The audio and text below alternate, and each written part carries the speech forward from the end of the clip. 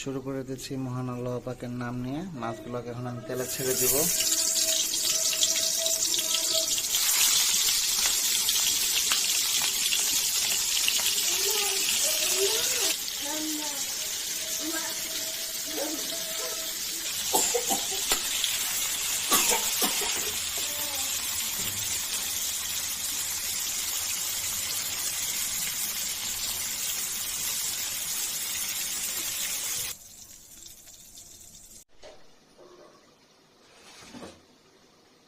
শুরু করে দিচ্ছি সৃষ্টিকর্তার নাম নিয়ে। বিসমিল্লাহির রহমানির রহিম। পেঁয়াজগুলোকে হালকা ভেজে নিচ্ছি। রসুন দিয়ে দেব, আদা দিয়ে দিলাম,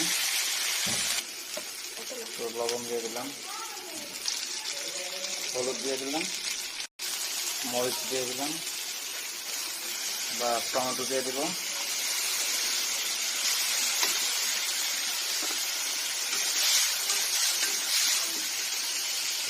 মশলা কষানো হয়ে গেছে, এখন আমি মাছ দিয়ে দিব, গলদা চিংড়ি।